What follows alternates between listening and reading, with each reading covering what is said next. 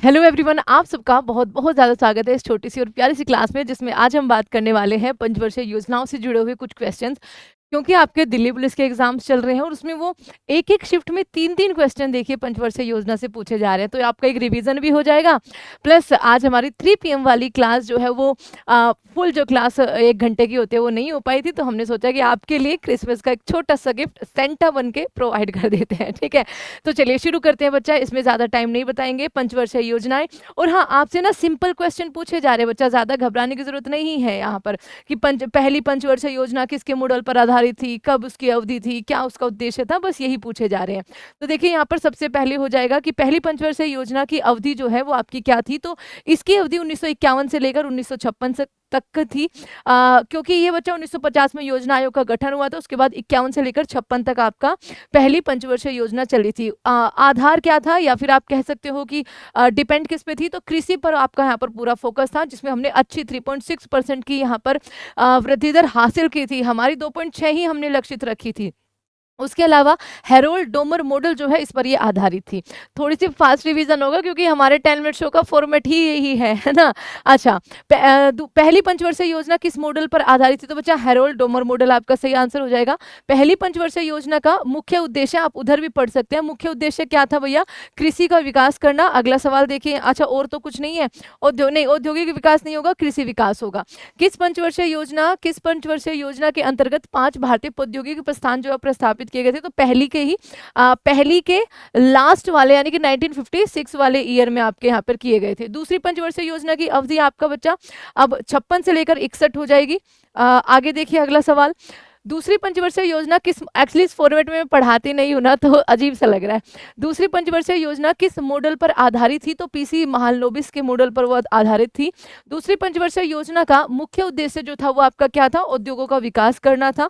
आगे देखिए, तीसरी पंचवर्षीय योजना की अवधि आपकी क्या हो जाएगी, तो 1961 से लेकर 1966 की थी। उधर आ जाती हूँ क्योंकि हिंदी वाला आप ज्यादा प्रेफर करोगे आई थिंक, है ना। तो बच्चा 1961 से लेकर 1966 तक यहाँ पर थी।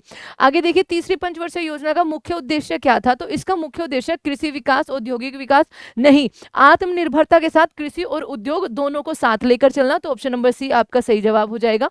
किस पंचवर्षीय योजना के अंतर्गत सोवियत संघ के सहयोग से झारखंड में बोकारो आयरन और स्टील इंडस्ट्री की जो है स्थापना हुई थी, तो वो दूसरी पंचवर्षीय योजना यहाँ पर आपका करेक्ट आंसर हो जाएगा। ठीक है, तीसरी पंचवर्षीय योजना, हम सो सॉरी, तो आपकी तीसरी पंचवर्षीय योजना में जो आपका झारखंड में किसके सहयोग से, यूएसएसआर के बच्चा, तो बोकारो आयरन और स्टील इंडस्ट्री यहाँ पर सही जवाब हो जाएगा।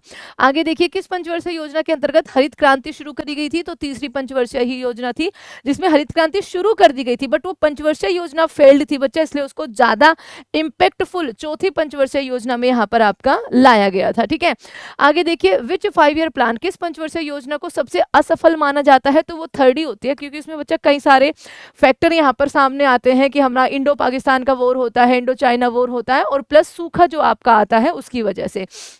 आगे देखिए, किस योजना की विफलता के बाद सरकार ने योजना अवकाश लिया था, तो योजना अवकाश पहला आपका कब आया था बच्चा, 1966 से 69 के बीच में आपका रहा था। ठीक है, तो यही वो आपका योजना अवकाश होता है। तो 67 की घोषणा करनी पड़ी थी, तो ये तीसरी पंचवर्षीय योजना के बाद था। फिर चौथी पंचवर्षीय योजना कब आती है, 70 में आती है, 69 में आती है, 69 से 74 तक वो आपकी रहती है।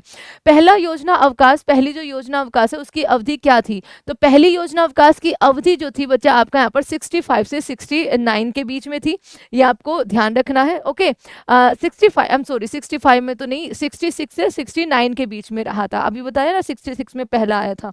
आगे देखिए, तीसरी पंचवर्षीय योजना के विफल होने के बाद कितने वर्षों की अवधि के लिए वार्षिक योजनाएं चलाई गई थी, तो बच्चा 3 साल के लिए, कितने साल के लिए, 3 साल के लिए आपका यहाँ पर सही जवाब हो जाएगा।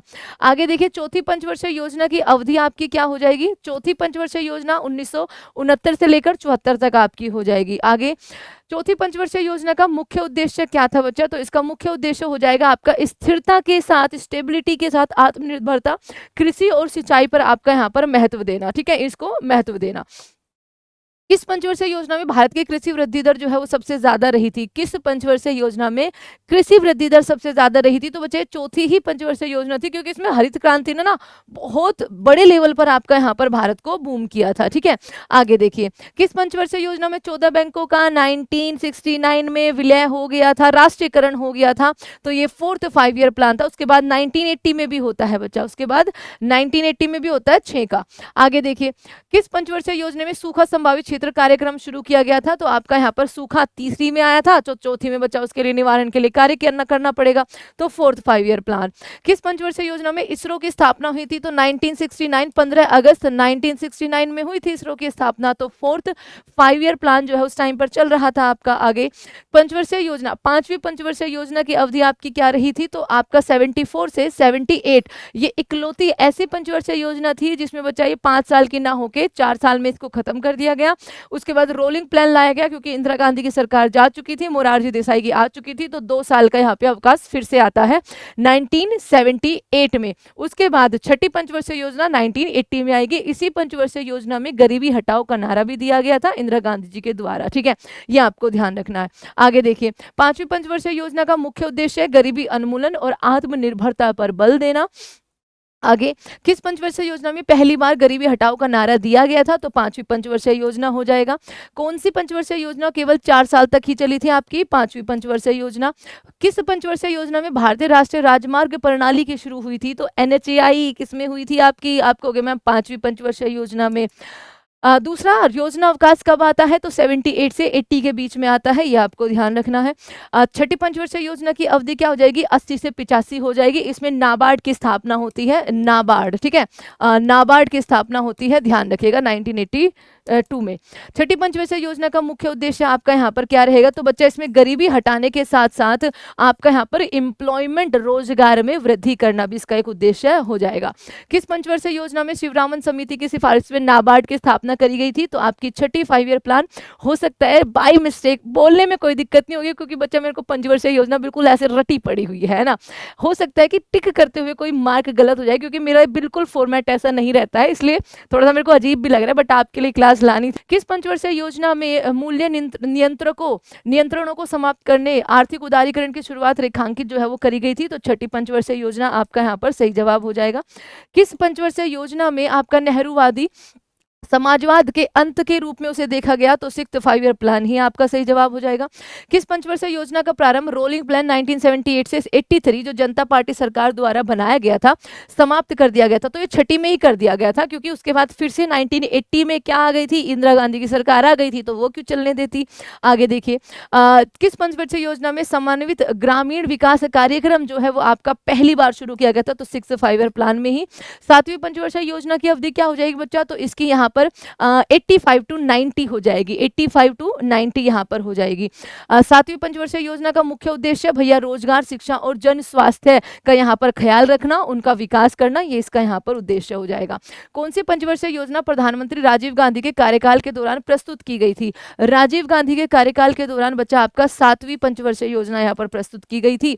लकड़वाल समिति द्वारा गरीबी की माप सबसे पहले किस पंचवर्षीय योजना में करी गई थी? तो बहुत इंपॉर्टेंट है बच्चा, लकड़वाल समिति। आपका 7th 5 year plan will be the right answer. किस पंचवर्षीय योजना में भोजन का काम और उत्पादन का नारा दिया गया था? तो ये आपका 7th 5 ईयर प्लान में ही दिया गया था।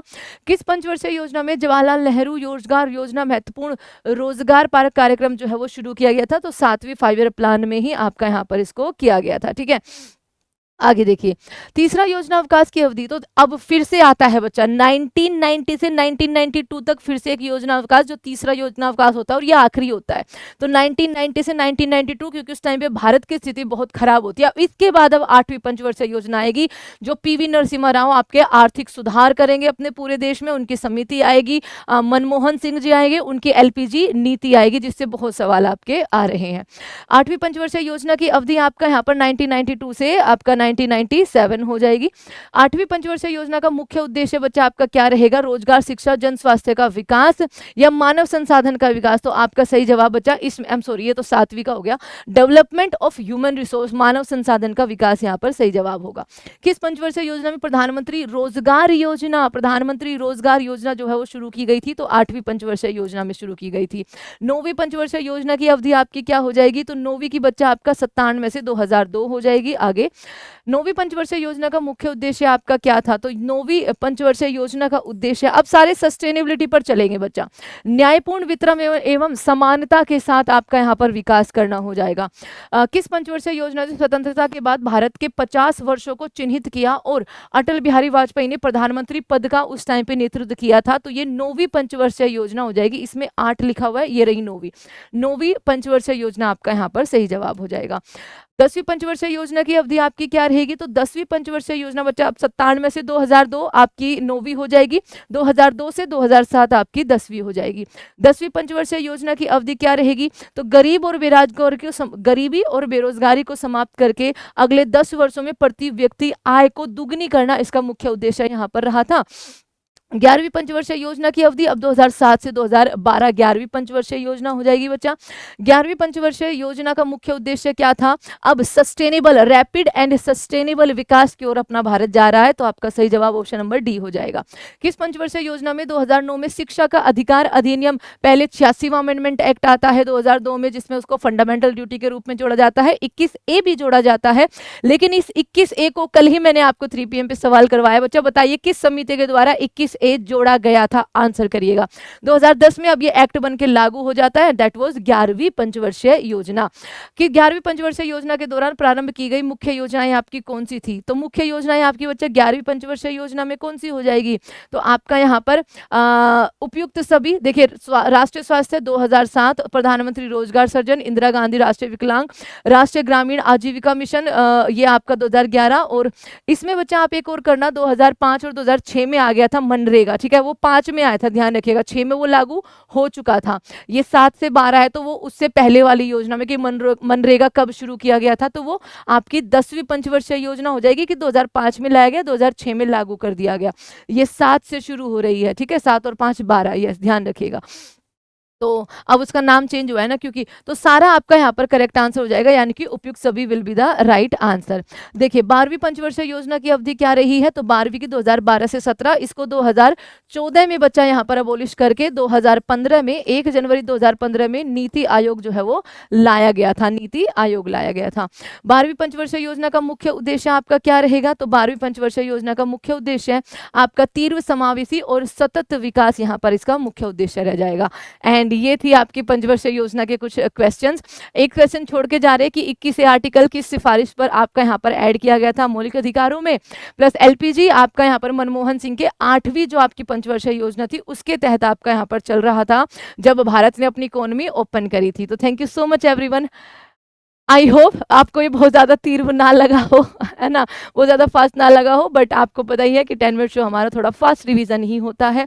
बाकी क्वेश्चन आपके इजी आ रहे हैं बच्चा, एंड ऑल दी बेस्ट। बस एक और चीज़ इसमें याद कर लेना कि जो लक्षित वृद्धि दर थी, पहली पंचवर्षीय योजना, दूसरी पंचवर्षीय योजना और आपकी 10वीं पंचवर्षीय योजना, क्योंकि वो इंपॉर्टेंट है, वो और याद कर लेना।